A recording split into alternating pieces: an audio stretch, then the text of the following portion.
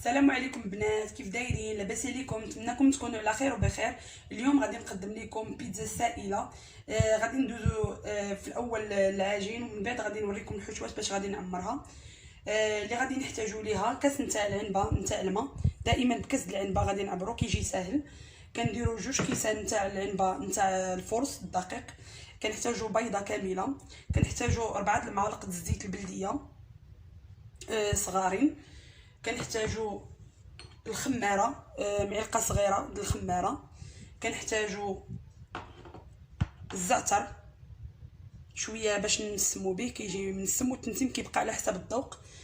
كنحتاجو شويه نتاع سنيده، نص معلقه صغيره. كنحتاجو الخميره المعجونه حبيبات.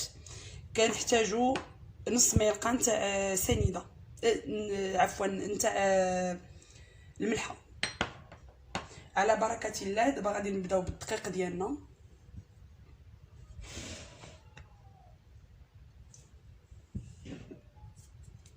غادي نزيدو الخماره ديالنا، غنزيدو سنيده، غنزيدو المعجونه، وغنزيدو الملحه، وغنهزو شويه نتاع الزعتر في اليد ديالنا. التنسيم كما قلت لكم كيبقى على حسب الذوق. غادي نحكو ما بين يديا وغادي نديرو في العجين ديالي. على فكره الزعتر كينسم مزيان البيتزا، كيجي رائع، كيتواتى معاها. كنحتاجو بيضه اللي غادي كنحتاجو 4 المعالق نتاع الزيت البلديه صغارين. وزيت البلديه من الاحسن البنات ما تكتروهاش بزاف. 1 2 3 4.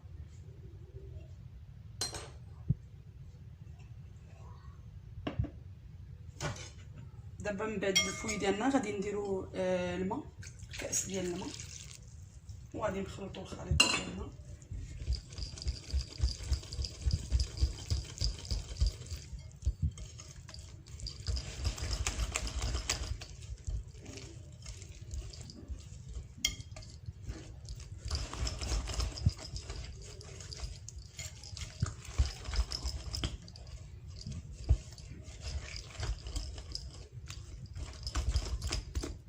دابا من بعد ما خلطناها على هذا الشكل هذا، غادي نخليوها ترتاح واحد 10 ديال الدقائق، ونرجع لكم ان شاء الله. كتجي على هذا الشكل هذا. دابا غادي نحتاجو الحشوات ديالنا اللي غادي نعمرو بهم البيتزا. غنحتاجو لاصوص اللي كنديروا لها شويه نتاع الثومه وشويه ديال الملحه وشويه الزيت البلديه. كنحتاجو شويه ديال الزعتر. الزعتر كيتواتى دائما مع البيتزا. كنحتاجو الزيتون الكحل اللي قطعته على هذا الشكل هذا. كنحتاج الزيتون الخضر. كنحتاج الموتزاريلا اللي قطعتها على هذا الشكل هذا. كنحتاج فلفله واحده نتاع قطعتها مرصوات صغار ودرتها في الزيت، شويه ديال الزيت البلديه وشويه ديال الملحه وشويه ديال البزار، شويه ديال الفرماج غابي والطون. نتوما تقدروا تعوضوا الطون بالكفته ولا بالدجاج، باش ما بغيتو تعمروا تقدروا تكتفيو غير بهاد المقادير هادو.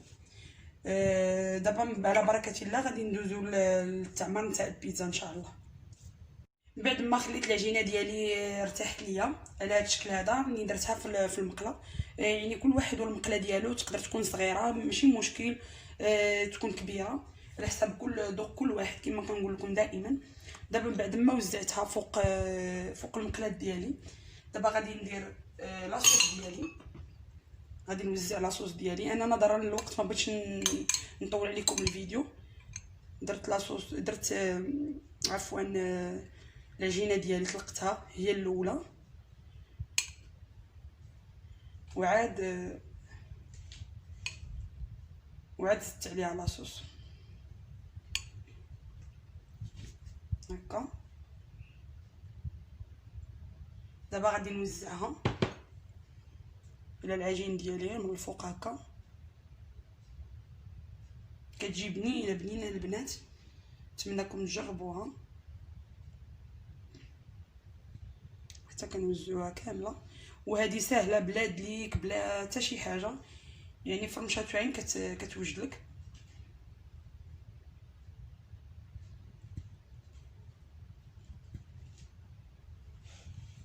باش ما نكذبش عليكم البنات، هي ما كتجيش بحال البيتزا اللي يعني البيتزا اللي معروفه عند كل شيء الايطاليه، ولكن كتقدر تكون هذه زعما نقدروا نخدموا بها. دابا على بركه الله غادي نخدم انا غير بيديا. غادي نوزعوا الفلفله ديالنا على هذا الشكل. كاين اللي كيخليها تطيب عادي، عادي يوزع عليها هاد الحشوات من الفوق.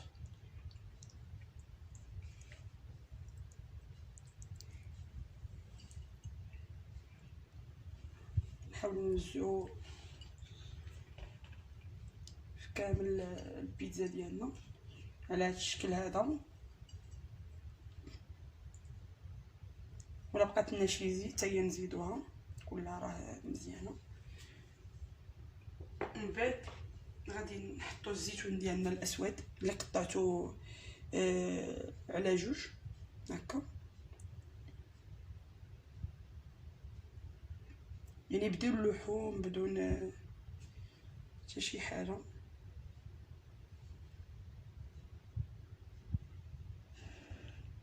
والزعتر كيعطيها واحد المذاق رائع. الزعتر هو كيتوات بزاف مع البيتزا.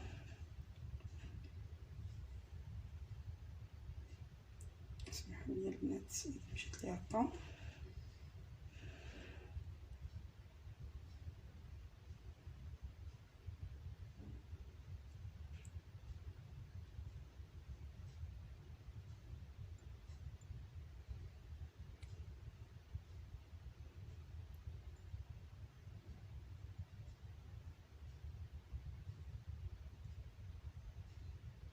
على هذا الشكل هذا.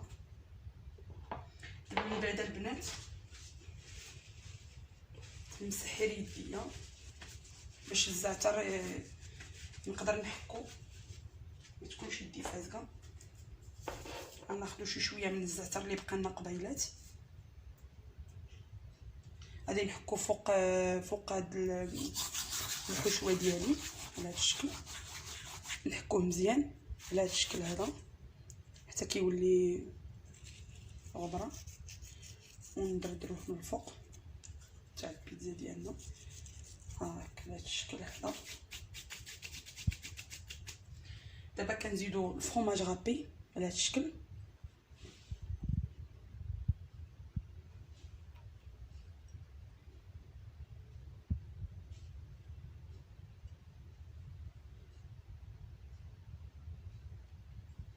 البيتزا كتبغي حتى الفرماج بزاف، كتواتى مع الفرماج.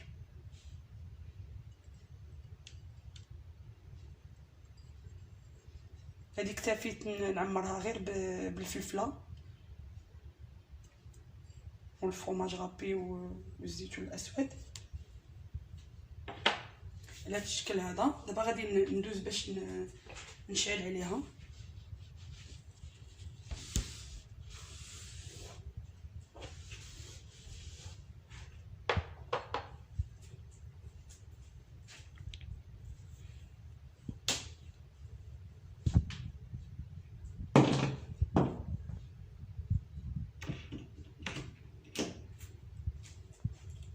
دابا غادي نخليوها طيب ان شاء الله حتى تنضج وحتى تبدا طيب لنا من التحت. ومن بعد غادي ندير لها واحد الغطايه من الفوق، تكون ديال الكسكاس ولا ديال اللي عندكم ولا ديال المقله ولا ديال شي حاجه، ديروها من الفوق وحتى تنضج.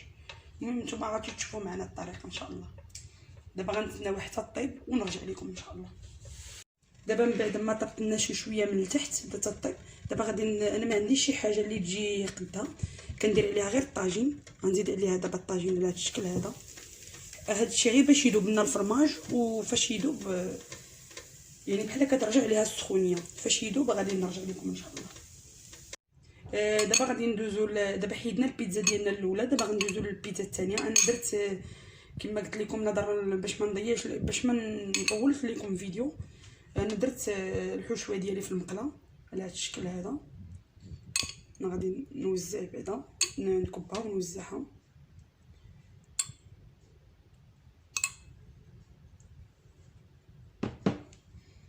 غادي نوزعها كامله على البيتزا ديالي بهذا الشكل.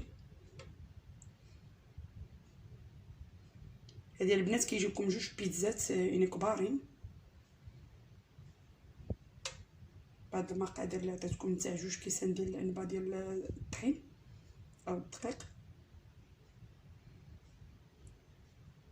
حتى كنوزعوها هكا. من بعد غادي نزيدو الزعتر ديالنا المتبقي على هذا الشكل. غادي نحكوه حتى هو بحال الاولى، ندردروه هكا على لاصوص ديالنا. نزيدو الطون ديالنا،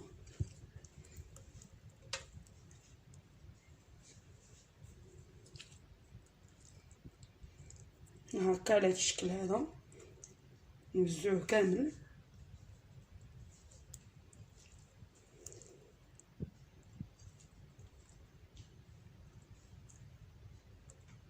حيت الزعتر ما نقدرش ندير ماشي بحال في الاول كان غير الفلفله.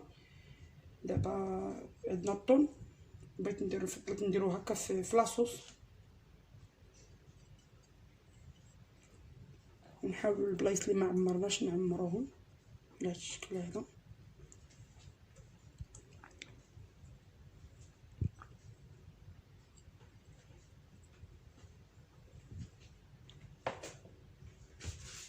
من بعد نديرو الزيتون ديالنا على هذا الشكل خضر.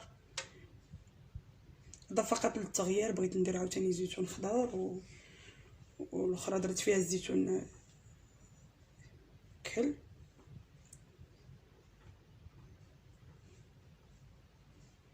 على هذا الشكل هذا.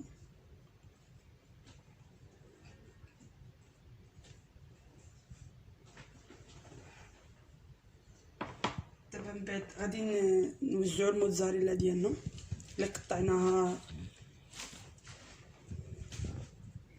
لي مورسو على هذا الشكل.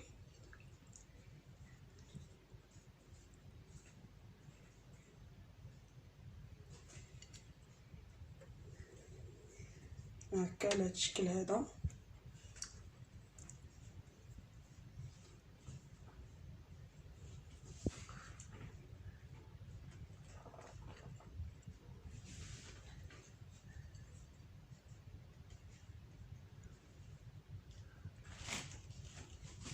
كنحاول البلايص اللي ما رميتش فيهم نرمي فيهم.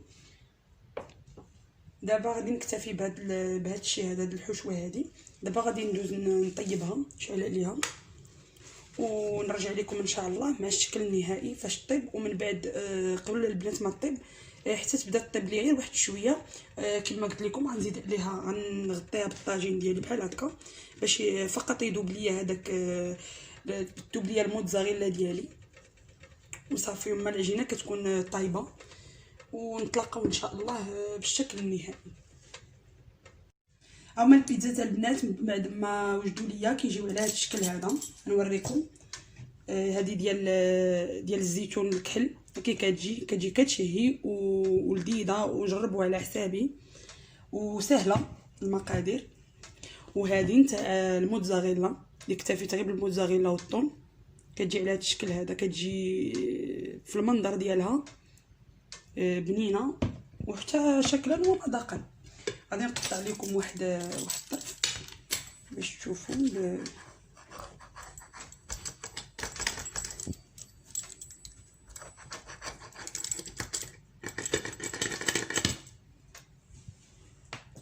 هاكي كتجي البنات من بعد ما كطيب على هذا الشكل هذا.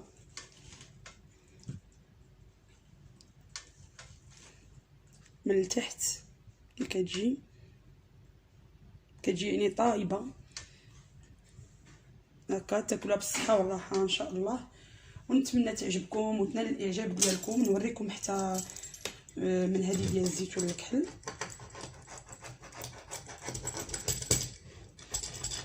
نتمنى تنال الاعجاب ديالكم.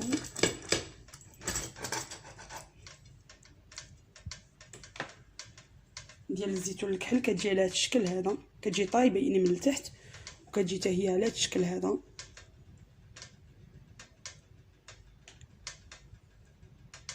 يعني هكا كتجي. نتمنى تنال الاعجاب ديالكم وتجربوها في ديوركم، وشكرا على المتابعه، والى وصفه اخرى ان شاء الله.